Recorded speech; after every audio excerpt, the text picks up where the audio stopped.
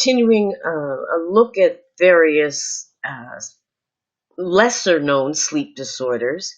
And tonight I'll be looking at narcolepsy. Now, you may have seen in films or cartoons or what have you about people suffering with narcolepsy. They're falling asleep while they're eating their soup, or they're just falling asleep standing up. you know but despite the humor that may have been exhibited around this issue, it's actually quite serious.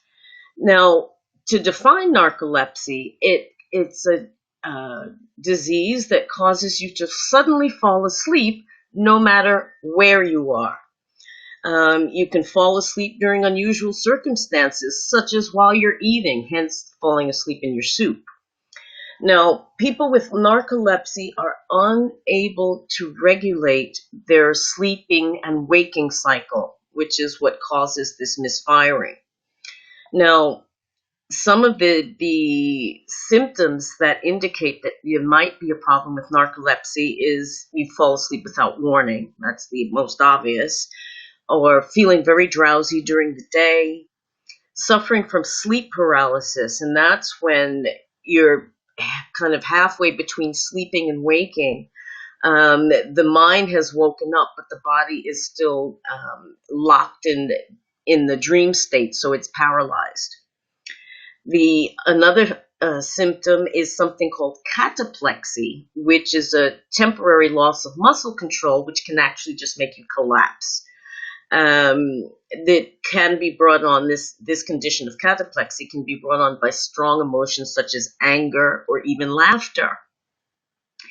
Hallucinations can occur as you're moving from this waking to sleep state, or vice versa, which is going from waking state to sleep is hypnagogic, while going from the sleep state to the waking state is hypnopompic. But in either case, because you're in between the sleeping and waking state going in either direction, the brain is kind of misfiring and doesn't quite know where it is, and therefore can actually cause hallucinations. Other signs can be insomnia and disturbed nighttime sleep. It is believed that many of the cases of narcolepsy that occur may be caused by the lack of a brain chemical called hypocretin, or orexin it's also known as, which helps to regulate sleep. Now, it's believed that this deficiency is caused by the immune system attacking parts of the brain that produce this hypocretin, but that's not always the case. Now, antibodies are generally produced by the body to counteract poison, toxins, disease. But during some research done back in 2010, Swiss scientists found that some people who have narcolepsy antibodies against a protein called TRIB2. Now, this TRIB2 is also produced in an area of the brain where this hypocretin is produced, so that when these antibodies are released by the system, it impacts the level of hypocretin and reduces it, meaning that the brain is no longer able to regulate its normal sleep cycles. Now, that's all well and good, and the research does help further things along, but apparently there's still no explanation as to why some people still suffer with narcolepsy and have normal levels or near normal levels of hypocretin. It's a mystery. What causes narcolepsy to occur? There are various factors that can cause it, or cause an autoimmune problem of some other type. Some examples include genetics and inherited fault, hormonal changes, including those that take place around puberty or menopause, major psychological stress. Somebody going through a bereavement or a divorce or some kind of major life change may find themselves subject to narcolepsy. A sudden and abrupt change in sleeping patterns may bring it on. Infections such as swine flu or streptococcal infections, and the flu vaccine called pandemics. This is, however, a small risk, and it seems to be particularly related to children taking this flu vaccine. Now, it's not certain, research has not been done to determine whether any of these actually play a role in the development of narcolepsy or is merely a side effect, if you will. What happens with a person who suffers with narcolepsy and their sleep? The total times that someone someone with narcolepsy spends in sleep may not actually differ from other people. But what does change significantly is the sleep cycles and the decrease in the quality of their sleep.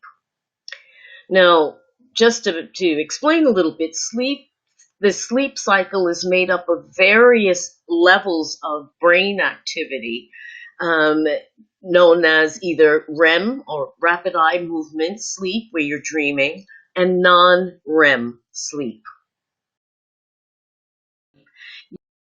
Your the activity is increased and you may dream. Now, sleep starts with 3 stages of non-REM sleep first, followed by a short period of REM sleep. And this pattern of coming in and out of deeper levels of sleep happens several times during the night and speeds up as we get closer to our waking time. Now, for a person with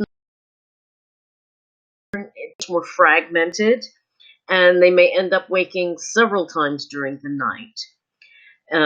It may also affect when REM sleep occurs, which may be much earlier than normal after falling asleep. And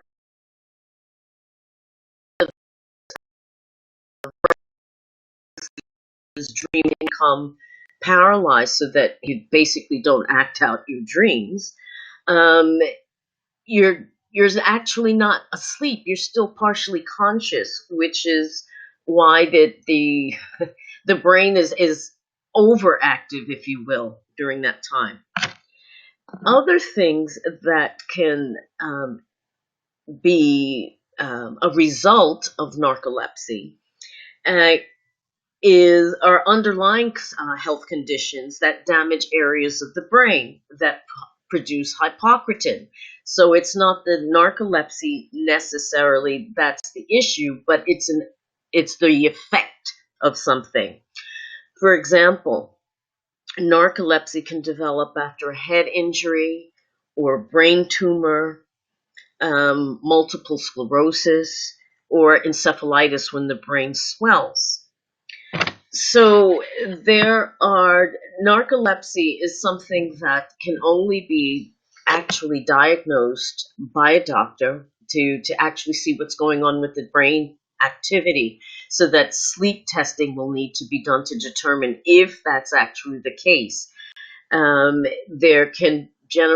It can be controlled by medication, but there may also be certain lifestyle changes and certain things that you can do to actually reduce the incidence, and your doctor would be able to best advise you on that.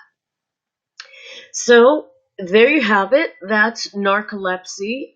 It may sound like something very funny where people are literally falling asleep at the switch, but it can have very serious implications. Think about it. If you were subject to this and driving, think about that.